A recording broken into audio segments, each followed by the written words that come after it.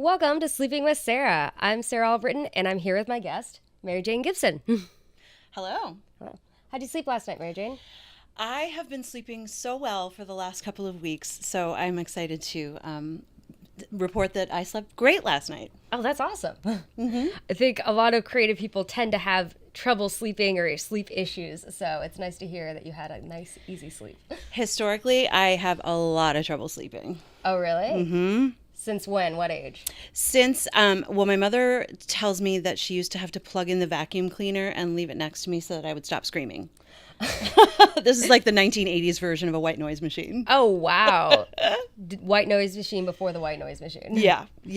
Yeah, I think the vacuum cleaner was a lot of things back then. Like, it was the way to, like, scare the dog if you wanted to. Like, it was always something different, probably. Definitely. In my house, it was the only way to drown out the noise of my crying. Evidently, I was like a starfish from birth. I was just, like, splayed out and screaming.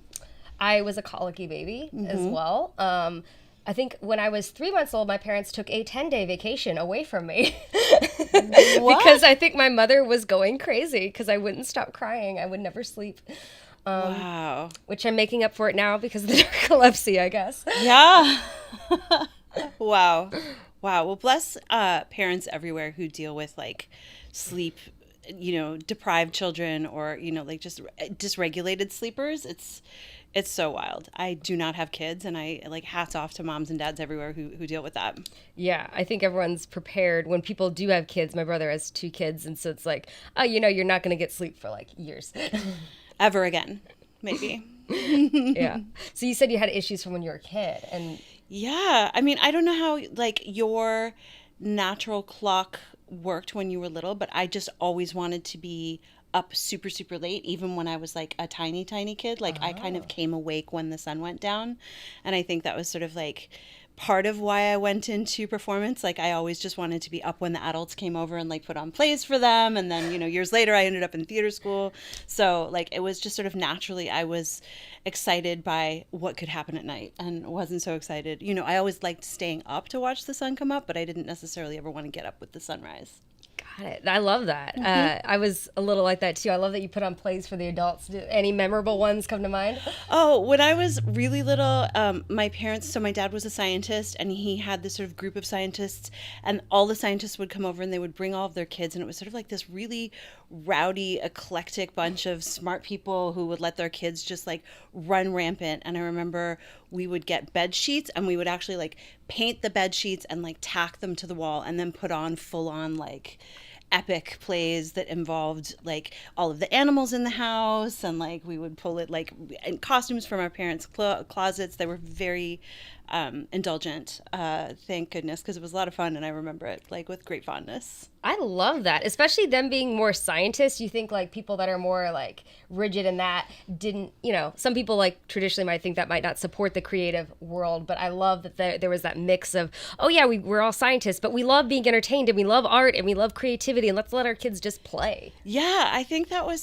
something that I feel really grateful to have grown up with is that like, exactly like the idea that just being curious about the world, whether it's through science or art, is the important thing. Like that's really what's going to develop your brain as an intelligent and hopefully caring person. And so whichever path that takes, it's really about curiosity and wanting to explore. And my path ended up being in the artistic realm more so and writing. But, my dad as a scientist was super, super supportive of that. So I feel really lucky. I love that. What realm of science was he in? My grandmother, my father, and my sister were all fisheries scientists. Fishery. Mm-hmm. Okay. Yep. Gotcha. So my maternal grandmother was a shrimp biologist. My dad studied salmon and trout, and my sister studied sharks. Oh, cool. That's very cool. So all different animals, very specific, going into the details of everything. Yeah, all different parts of the marine and freshwater ecosystem. And, so I feel really like I got an immersion into that fishy world. And I also ended up working in Alaska on a fishing boat. So like, even though I am an actor and a writer and a performer, I feel like very connected to that world. And one of my favorite jobs ever was working on the boat. So it was like, it's been an interesting straddling of those two worlds because I feel like I had to sort of like honor the fishy legacy that my family handed me in some way. No, that's very cool. I think my family has more restaurant-y stuff, so I definitely had to work in a restaurant at some point. But I Yeah. kind of get that, like, where everyone works in the same kind of field, and you're like, okay, I gotta see to understand. I think it's a different level of understanding a parent or a sibling when you're so ingrained in a culture or a job or a field. It's like once you do the thing, you're like, I get you a bit more, or I understand Absolutely. how your brain works. Yeah. When did you start like at the restaurant? When did Well, your folks let you? I actually, so I was adamant about not working at any of my parents' restaurants, so I did not work. I was like, I want to get a job on my own. But of course, I think the restaurant I applied to probably knew my dad anyways, is like one of those things. But I think I worked at a Qdoba. It was my first like job. Nope. Actually, my first job was at this sandwich shop, Mancino's, and this is before I was diagnosed, and I got fired after 3 months. I was supposed to be dishwashing, but I got fired because they thought I was washing dishes too slowly. But what was happening is I was falling asleep standing up and then having to catch up on the dishes that I wasn't washing when I fell asleep. And you, at that point, weren't aware of your diagnosis. Oh, no, not at all. We were going to doctors and trying to figure it out, but we had no idea what I had. What an incredible work ethic that you were like still working through that at a really hard manual labor job and still like managing to perform. I can't believe they fired you. Yeah. Oh, yeah. But it was fine. It was not a great, like, it wasn't a positive, like, the people were fine. Yeah. But you learn. Yeah, probably a lot better if I had gone and worked for my family. But I was very much like, I want to be independent and I want to. Absolutely, yeah. But the fishing thing, so is that like a summer job or is that like a... Yeah, it was, I had graduated from theater school and I had been living abroad for a while and I had just had my heart like completely broken for the first time in my life. I was very, very, very in love with this guy who I had been living with in Paris for a year. So it was like the most, romantic of all situations. And at the end of that year, we had decided to split. It wasn't like he did anything terrible. He just like wanted to move on with his life, and we were super young. And he just knew his mind, and he was like, I'm gonna go work in Malaysia or whatever it was. And I was like, oh God, I don't even know what to do. And I just had this crushed heart. And so I returned to Canada and lived in my friend's apartment in Montreal and watched like depressing movies for a few weeks. And just, I remember I was watching like Boys Don't Cry and, Celebration and all like the most depressing movies of 2000 that I could find that were like just affirming my view that the world was a very sad and hard place. And then my sister, the shark biologist who was living in Seattle working as a marine conservationist, called me and she was like, why don't you come out and be close to me? She's my big sister. And so I went out for the summer, and when I arrived, she was like, I think the best thing for you right now would be to go work on a boat because it'll cure you of your broken heart and you'll come back with a bunch of money. And so I did, and I went to Alaska for that first season, and I learned so much. I didn't know how to drive a car or work on a boat or do any of those things when I left, and I came back with a bunch of skills, and then I did it for a total of 4 seasons. Okay. When is the season from? The fishing season, the salmon season in Alaska is June through September. Okay. Mm-hmm. Nice. And is that when like it goes like sunny 24 hours a day, or is it like... Pretty much, yeah. Southeast Alaska, which is the boat that I was on, we were working out of a place called Craig, and it's like the sun will just sort of dip below the horizon, so it never really gets dark. It gets this very sort of like dreamy magic hour for about 3 or 4 hours at night. Ooh, it's gorgeous. I love that. Like the blue the sky is, like just within like the first 30 minutes to an hour after the sunset is like my favorite color, blue. And that's not an easily described color. I'm not giving you the Pantone cover. No, you just got to go out and watch the sunset, wait 30 minutes, and that's my favorite color, blue. Yeah, I think, well, it's kind of like this bedspread here, or I think there's a wonderful word that sort of means dusky. I think it's crepuscular. Crepuscular, I believe, sort of describes that like quality of like dusky twilight. And what was so totally magical about it was that if the water was still, it would perfectly mirror the sky. So there would be these black pine trees that would jut up against this blue and slightly pink sky that would then be perfectly reflected in the water. So if anything came up to break the surface of the water, like a seal or a whale or something, it looked like it was coming out of a sky reflection. I don't even know how to describe it. No, and I wasn't like that was smoking weed or anything. That's an excellent description. Crepuscular? Crepuscular, I think, is that sort of dusky twilight quality. And then, I remember one night walking out on the deck, and the northern lights were these beautiful sort of like green shimmers in the sky. And I looked into the water, and they were reflected there as well because it was a still night. And it was, truly the most magical. And I only say I wasn't smoking weed at the time because I smoke a lot of pot, but we couldn't on the boat. So it was like the sober and totally magical. Oh, that's amazing. To have an experience that's like very magical, but you're also sober. Because I feel now, and I think weed is amazing to enhance it. Mushrooms are amazing for those experiences, but it is really refreshing to hear about an experience that you're like, oh yeah, I was completely sober, but it was still amazing. Nature is magical all on its own sometimes. Yeah. Oh, so yeah, that was the one caveat. Hey, we're gonna heal your broken heart. No smoking weed.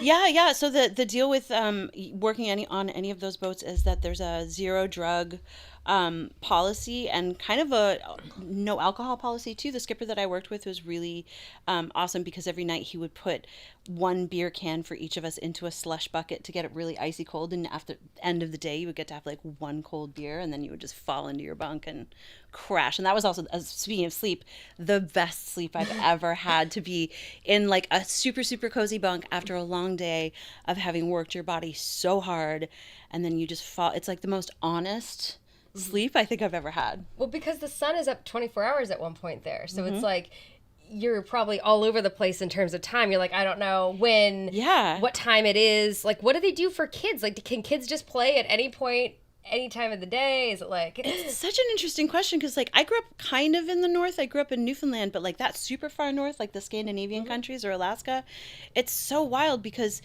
Yeah, your play day doesn't end because the sun is going down. Like, your parents have to get you into bed when it's super, super sunny out. So I don't even know. And I think it does lead to some, there's that amazing movie. Did you ever see that movie Insomnia? I have not actually seen that. It's this guy is driven mad because the sun never goes down. And it's, I think Robert De Niro was in the American remake of it. But it's like, basically like insanity ensues because there is never any darkness or like, well, it's no rest.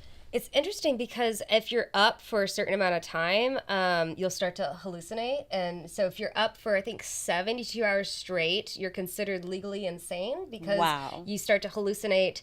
I've experienced some of those. It's called hypnagogic or hypnopompic hallucinations. So it's like I think it's hypnagogic is when I'm starting to get tired and then I start to fall asleep, and then that's when you start to hallucinate. And hypnopompic is when you start to when you first wake up and you have hallucinations. And what are the hallucinations like?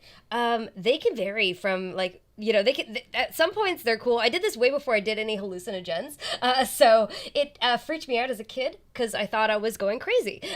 Yeah. I was like, but I was like, I'm smart though. I was like, I'm smart. I can learn how to navigate the world even if I'm a little bit crazy. And so I didn't tell anybody. Yeah. And then when I got diagnosed, my doctor mentioned some symptoms and I was like, oh my God, I'm not crazy. I just have narcolepsy. Do you remember like when those first sort of hallucinations were when you were little, and like how long it was before your diagnosis? Like what was that? It was a couple years. So it started when I was like probably 13, maybe almost 14, and then it went on and I was diagnosed when I was 15, almost 16. And I used to have a sleep paralysis on top. So I used to have I'm terrified of spiders. So I'd have like a spider crawling on my leg and not be able to move or scream or anything. And that is, that I had a lot of that. But sometimes it'd be fun. So you see this little figure, that's actually something I've had from my room from when I was a kid. And one time I remember a hallucination where it was just doing a little dance. It was just doing a little jig for me. And I was like, oh, this is cool. Wow. That's so, do you see like the representations of the hallucinations that you've had accurately captured in like film anywhere? Have you ever seen anything that's resonated with you in a movie? Well, actually, oddly enough, so The Sunken Place in Get Out is a very good way of how I felt and I know it's a representation for how people don't feel seen as a person of color and all that. That is a very important analogy. But the way they the way they depicted that in film was probably the closest I've seen to how it feels to be in a sleep paralysis. Wow. Where you know everything that's going around you, but you can't react, you can't wake up, you can't get out of it. So that, even though it was depicting a different thing, that is how I feel when I'm in sleep paralysis. You just gave me chills. Mm-hmm, yeah. I've got super, super goosebumps because I think that it's impossible for anyone to understand without that sort of depiction. So having seen that, it's really, really interesting to sort of know that that's like relatively accurate. Yeah. And that's, but yeah, it's because you can hear what's going on around you. Like I used to do it all the time in class and I wouldn't be able to wake up unless somebody said my name or physically touched me. And when you say wake up, was it because someone could see that you were asleep? Well, I went to yeah, this was going on. I was a public school in Kentucky. Nobody, Right. except for the teacher that would spray me in the face of water. What? You have to get in touch with that teacher and let them know. Oh gosh, yeah, it was. Yeah, she did it for anybody. I think she was my algebra 2 teacher or something. But thing was that she was pregnant. She actually, her water broke in our class, and I just remember thinking to myself, karma. Yep. Yeah. Wow. Because, Your body has become the water bottle and you were spraying it out of, exactly. out of yourself. But it was in our class, the period that we were in, my that God. happened. I was just like, that's fine. Wild. Wow. But yeah, I think as we get older, we still try to figure out these different rhythms of everything and how. And so what your journey after Alaska, where'd you go to theater school first? I went to a conservatory program in Montreal. It's called the National Theatre School of Canada, and it's a 3-year program that it's wonderful. It's just like, they totally immerse you in 3 years of theater training, and it was the best time of my life. Stanislavski, Adler, all of it. Yeah, very, very classical training. Most of my classmates ended up at the Stratford or Shaw festivals, which are similar to OSF here in the U.S. So like very classical Shakespearean training, a lot of Shaw, a lot of Chekhov, all that sort of stuff. But also like some pretty exciting modern work. Like one of my dearest friends is a director in Montreal, and she's constantly winning awards, making like cool new stuff. So it was a really, really wonderful education, and I came out of that and moved to Toronto for a year. And Toronto at that time just wasn't for me. Toronto is sort of like Toronto, I think second only to New York, is like the biggest theater town in North America, at least. Wow. And it was a little intimidating, and I just wasn't quite sure what to do. So I took off and went to live in Ireland and England and then France for a little while. I spent 3 years in Europe and did some like postgraduate training and just sort of ran around and was trying to figure out my life. And that's when I came back with a broken heart. That's when I ended up in Alaska. But that's so great that you got to travel so much with that. Like I did a theater school too. I went to Northern Illinois and we did Meisner training. So nice. It's very intense. There was always somebody punched a hole in the wall at some point in the semester. Always. You'd always like, and I don't know how you do it differently now, but you'd always like end up making out with at least a couple of people a semester because of some class project, and it'd be like, oh, we're being realistic, and I don't know how it would happen now, but you always end up like smoking cigarettes too that you don't necessarily want to smoke because you're like, you got to get it all like perfect to the detail, right? I did not, because I was one of those that took very seriously. Your body is your instrument. Nice. And I was nice. I was deeply into like poisoning my body as much as I could. I smoked a lot of cigarettes. But it is interesting how I think it is pretty standard in America. Like if a girl goes through a breakup, it's like she cuts her hair, she goes to Europe, for a couple years. Yeah. The most extreme breakup reaction was definitely going to work in Alaska on a fishing boat. I also have a ton of terrible haircuts. I actually, at one point I went through a breakup and I shaved both sides of my head, and I left this very, very long sort of like, it was just like, it wasn't really like a faux hawk, but it was like just basically the top middle was extremely long, so it would actually come down over it, but then I could pull it back up and the sides were shaved. And I bleached the sides super, super platinum, and the top was black, and I thought I kind of looked cool. And I look back now and I just looked like reverse Pepe Le Pew. Like it was, I don't know if anyone could pull it off unless they were like a true like rock star. And it wasn't good. Good. But you got pictures though? I have pictures, yes. I wasn't cast in anything for a while until that grew out. It's interesting because now they are looking very much like, sometimes they'll be like, yes, we're looking for a very alt look. We want piercings. We want tattoos. Yes. We want this specific kind of look. And I'm like, okay, like, it's a weird thing. It's like either you choose to be that, and that is exactly the vibe and the casting. Yes. Or, it just changes. Yeah, at that time, that was like, I had been super sort of like, I was doing a lot of like children's theater and Shakespeare and that sort of stuff. So it was definitely not the look to be like, oh, Isabella in Measure for Measure. Not so much the girl with the insane haircut. Yeah. Did you ever go, because I went to the Stratford, Ontario Shakespeare Festival when I was like 14, 15. I did a after school conservatory program, and they took us in the summer to go there, and then they would also take us to the auditions in Chicago for the theater schools. Wonderful. And so that was like a thing. But they were like very much about trying to do theater that was, they didn't want people to go and think it was cute, like they wanted, even though they were working with children, they wanted it to be like higher. So we would do like, they would do Titus Andronicus with kids and Fantastic. Rhymers of Eldritch. Titus Andronicus is the one where they're in the pie, right? They get baked into the pie. Yeah, and actually she went on to get a master's in directing in I think Toronto. But yeah, Teresa Ohanian is an old friend of mine. She had a very cool circus. It was a circus style adaptation of Titus, and it was done in Chicago at this indie theater, and they had like a big circular thing where they would spin, and it was like and the way they did the blood with the ropes and everything was very cool. You're giving me goosebumps again. I love thinking about that kind of stuff and talking about it because I think it's so unfortunate that like so many people just loathe Shakespeare, right? Like it's just because it's boring and it's stupid and it's old, and then you see something vital and exciting like that, and you understand why it has existed as long as it has. It's like the most produced playwright ever. It's because it's when it's done incredibly, it's like connected to everything that it is about being alive. It's primal and it's intellectual and it's fascinating and it's fucking it's so good. I have no words. And actually, how great Shakespeare is. Yes, absolutely. No, I agree. I think I totally agree with you because I think that's very. It is universal and it's themes that can continue on, and there's different ways you can adapt, and there's even ways to even contemporize it. Like they've continually had different versions. I think in the 90s 2000s they had a rap version. They have ones where it's like, oh, we'll do 60 Shakespeare plays in like 90 minutes or something, or 16 Shakespeare plays in 90 minutes or something. They'll do lots of, and there's different things too. I didn't get into the histories until I saw King Henry, the 6 part 1, 2, and 3 at the Ontario Shakespeare Festival, and so I was like, oh wait, the histories aren't that boring. There's lots of war and excitement. And it's fascinating. Richard is terrifying.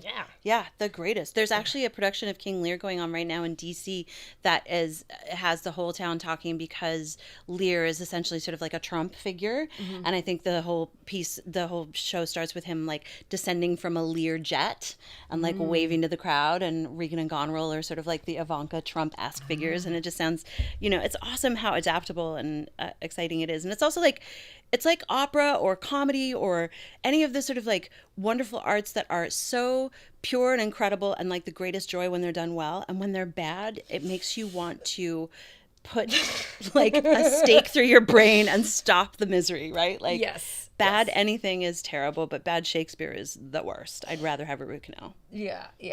And it can be hard because you have people that are like, oh, I've never been to a comedy show before, and it's like, oh, this is the place you're choosing to see comedy first. No, go here instead. It is a weird thing because the first experience of something could like make them a fan for life or turn them off for life, and it is a very strange thing when you're first like experiencing it. It is. It's so, oh God. I mean, I wasn't a big comedy fan. I was a sketch fan growing up because my babysitter after school was Carol Burnett.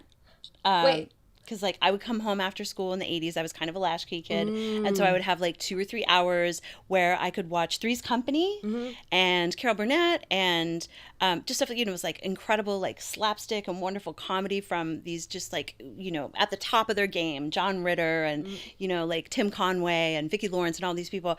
And then I really never fell in love with stand-up because it was, at that point, it was like a lot of dudes too. And then when I really came of age, it was dudes like Andrew Dice Clay or like guys who just didn't really speak to me as comedians. And so it was really not until I moved to New York like 10 years ago when I started seeing more women, female stand-ups. And like, I randomly saw Aparna Nancherla at a bar and I was like, what's happening? This is the greatest thing I've ever seen. This woman is speaking to me. And so that was really exciting, but it's so true about like that introductory sort of part of like getting you into anything is so key. Yeah, I think, And so I want to go back to when you were traveling. When did you start to get into weed as well? I grew up in, so the town that I grew up in didn't have weed culture, really, there was a lot of hash that was imported through Newfoundland. And so if you were going to smoke weed, it was usually in the form of hash, and someone would like get a gram of hash and they'd invite everyone over, and we'd do these things called hot knives. Did you ever have a hot knife? No, what's a hot knife? It's like the prehistoric dab. Basically, you would roll hash up into little balls, and then you would heat knives on the coil on a stove usually, or if you had a blowtorch, if you were lucky enough to have a blowtorch, you could use that. But you would basically like put your knives on the stove in the coil, and you would heat them up, and then you would touch one tip to this little ball of hash, and then you would touch the other knife to it, and then you would just inhale the wisp of smoke, and it would get you blasted. And it was a pretty amazing way to experience hash, but also like a very intense way to consume, especially if you were like a novice. And so my experience of getting stoned as a teenager was truly just like blasting off with hot knives. That sounds so dangerous too. It's like you're getting stoned for the first time. Here's a very pointy object, and here's a stove. You could use both of them. You could like. I feel like there's just so many things that could go wrong. Yeah, if you are a parent and you are concerned about your children consuming cannabis, this is not a great way for them to start, for sure. But think that we've come so far. Now there's a way easier ways and healthier ways. Truly, you can now just like roll up some kind and smoke a joint, and it's just so nice. I mean, you could do that then too, but it's pretty like where I was from, it really wasn't so available.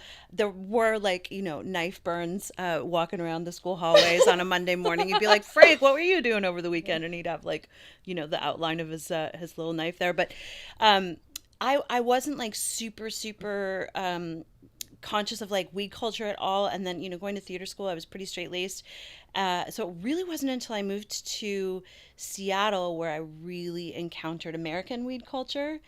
And that was fascinating because I started hanging out with a lot of actors in Seattle who loved smoking weed and also who went to Burning Man.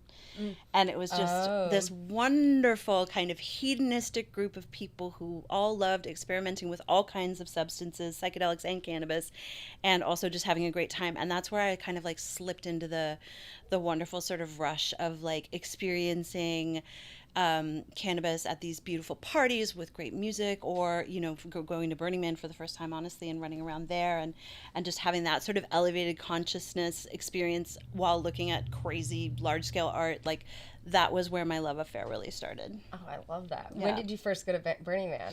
The first year I went was 2002, I think, or 2003. Okay, so you went like early before Yeah. it was like over, Long ass time ago. Yeah, there was no Wi-Fi. It was pretty much like you had to, when you got to Burning Man, you were off the grid for a week. No one could get in touch with you. And I was actually there in 2005, which was the second or third time I went when Katrina hit.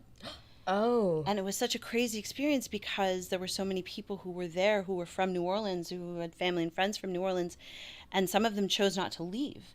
And they just stayed at Burning Man and were sort of like getting these reports from the outside world of what was going on. So it was just like a really very different cut-off experience to be out there at that time. And I remember like emerging from that and then really learning like the scale of what had happened. It was so weird to have been away for that week. It's like going to another planet really at that time. Anyway, I know it's very different now. No, and I forget who it was, but I want to say it was like Jared Leto or some celebrity was like in a retreat when COVID first started. Yeah. I think it was Jared. Probably Jared Leto. It sounds like something. Sounds like a Jared Leto Sounds thing. like a Jared Leto thing. We're just going to say it's him.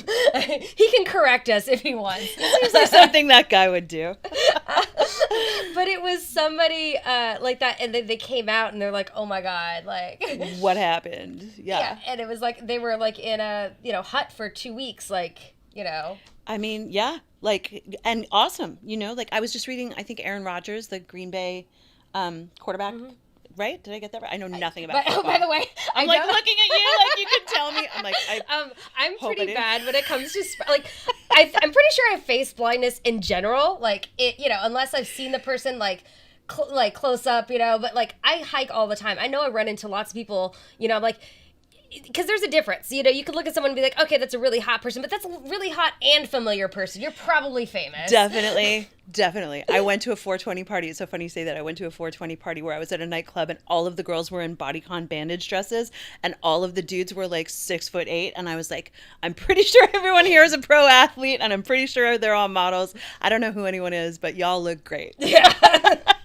So I was good. Aaron Rodgers Yes. went to a retreat recently where he did that exact thing, where he Okay. just like was like, I'm gonna go on this silent thing, where he was like in a hole in the ground where they just like shoved a sandwich under the door for him, and you know it cost $10,000 or whatever. You know, rich people love doing this. You know, they love doing this to themselves. So it's at that time when I did it, it was just easier to go to Burning Man. But now Burning Man's like, you know, Paris Hilton is there with her, you know, Yeah. her crew, so it's a different. Are there any experience. like cooler, like newer? Because I know like Coachella was like that at first, like very Right. cool. What's the next thing that's gonna be cool before people ruin it? I know, right? And then like Or can we create one? we can create one. I mean, that's the thing. Like, it's always going to be the Burning Man culture.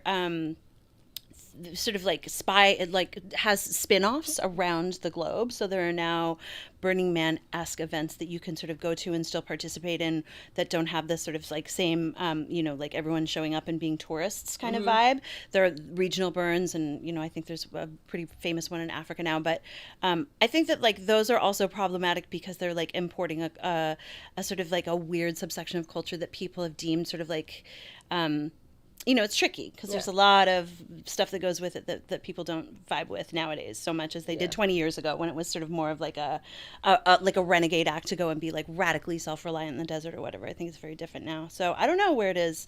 Maybe in Alaska on a boat. Maybe. That sounds like fun. So then how did you get involved with making weed kind of part of your career? I got so lucky. I had moved to New York. I was friends with all of these wonderful people, artists, just doing cool stuff and making fun things. And I was at an amazing party, and I met the managing editor of High Times. And she became a great friend, and just knew that I was looking for work to like support my acting habit. And so in addition to bartending and cater waitering and doing all the other things, I started proofreading at High Times magazine. And then I gradually just worked up to copy editing, and then I got a writing assignment, and then I had consistently been working there for, at that point, I think a couple of years.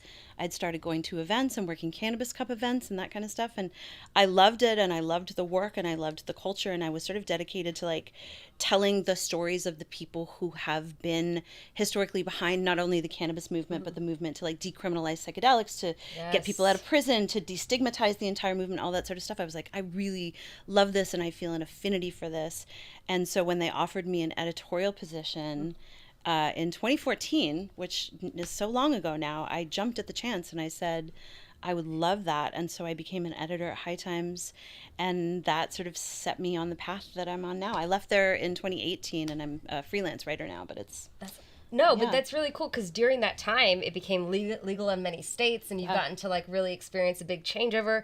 I want to say it was the NBA that said something is going to stop testing. One of the sports is going to stop testing for cannabis. That's right. right. I think that there's a lot more that's like coming up. I think Kentucky's finally going to get medical. You know, there's a lot of, which I'm from Louisville, Kentucky originally, so it's like, I don't know why, like the bluegrass would sell really big. I'm sure it'd be a good industry. I don't know why they haven't legalized it sooner, but. Yeah, I mean, you know, a lot of the places that haven't legalized it are just trying to figure out a way to do it. Now, like more than 2/3 of Americans live in a state with access to legal cannabis, either medical or recreational. And the states that haven't done it yet are just seeing that like they're on the wrong side now. Yeah. The tide has truly turned. They're like, so. yeah, we could be making a lot more tax money. Let's like. Yeah, you know, the people have spoken. Like, let's stop listening to the prison industrial complex and big pharma and big ag, and like, let's make this happen. Yeah, So. I think that's a good great. time. Is there so do you do anything before you go to sleep for cannabis, or do you just? I do. I brought you a do? couple of things cool. as gifts. So it depends on like what I have going on the next day, basically. I have these Papa and Barkley gummies that I really love, and these are live rosin infused, and they're just 5 milligrams, so you can pop one if you want sort of just like a light little dose. I sometimes take 2, and that'll put me right to sleep. But then if you don't want to have THC in your body, they also just do CBD soft gels, and those are also, and I'm not like shilling for Papa and Barkley, I don't work with them or anything, but I just think they're like an example of a great brand that has products that are available both in THC and CBD formulations for folks to help you get to sleep naturally, because like I truly will lie there and my brain will just spin and spin and spin, and I'll stare at the ceiling fan without something to just sort of like help press my face into the pillow and get me down there. So I don't know if do you take any weed products? I take medicine to go to sleep as well to help prevent the paralysis and the falling down and all the things. So, but yes, but I do know some people that do also have. Yeah. I have tried on occasion for like flights and things like that. Yeah, it's good to sort of like, you know, like titrate, just like you can even just take a half dose and see if it helps. Like it's been really, really helpful for me. Yeah. And are you a person when you first wake up, do you smoke weed, or is it? I mean, if it's my day off, I sure do. You're like, I'm going to wake up, I'm going to stay in bed and just. Oh, I love it. But, you know, I'm not someone who can be super productive. Like, I definitely, well, it depends on productive. I can organize the heck out of a closet when I'm stoned. I cannot stare at a screen. And so much of my work is looking at a computer because as a writer, of course, like that's, you know, what you're doing. So I cannot get high and work. I know a lot of writers, especially on the cannabis beat, who are excel at writing stoned. I wish I were one of them. I cannot. Well, you think like Hunter S. Thompson, you know, like. Yeah, exactly. Like the gonzo journalism for sure. Exactly. And then they're just like incredible cannabis reporters. I mean, there's so many of them out there doing great work now who, you know, I think like cover cannabis and then wait until they're off to actually smoke.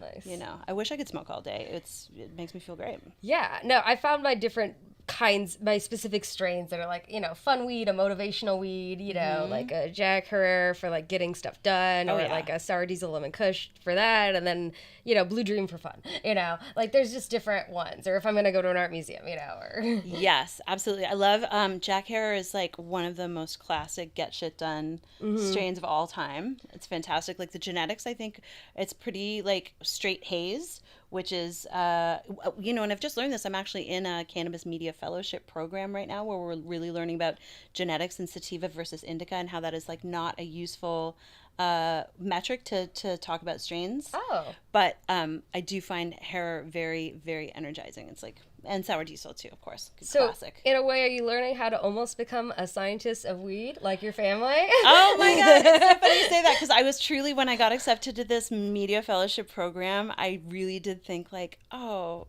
my dad would be proud. Like that would be cool. I didn't go to school to become a scientist, but here I am, weirdly on this path now, like doing, learning about weed science, not becoming a scientist, but like definitely this is like a you know, a building block on the way to that. Maybe I know a lot more about it than I did even just a few weeks ago.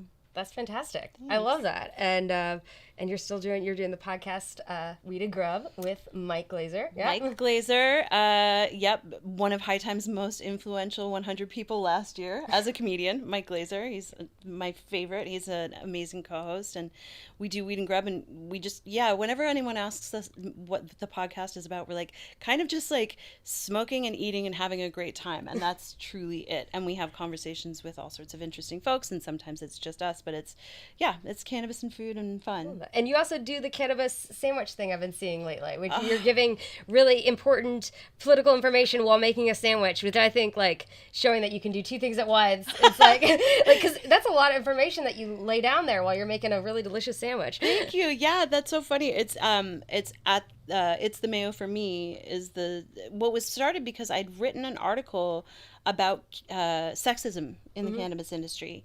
It was just an op-ed that I was published on High Times, and it was sort of like, you know, this is a new industry. We have an opportunity to make it a fair and equitable one. Why is sexism and misogyny showing up in the cannabis industry? Like this shouldn't be the case. We're building it from scratch.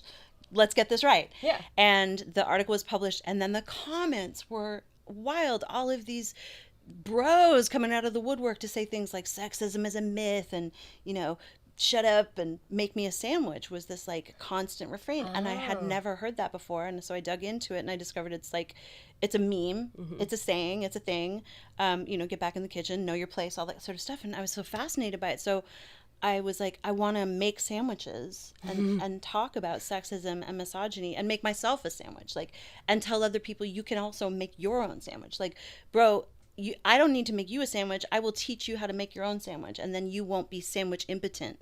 You will be able to handle your own sandwich, my friend. So it's been a really great time, and what's really cool about it is that dudes are showing up in the comments, and we are like kind of hashing it out, and having great conversations about everything from abortion rights to free tampons in schools to whether or not women are bad at driving. Like, and it's funny and fun, and I'm eating a lot of sandwiches. No, I love that. And it takes a bit to like make a really good sandwich. There's an art to it that and so I think it's really cool. I love that you tie all those things in together. Like you. I try to make good sandwiches. There have been a couple of really bad ones, but it's okay. Well, you experiment, it's just you can see a bunch of like comedy shows or any kind of, Shakespeare, there's going to be something that's not going to be the best. There's going to be like a bad tomato in those.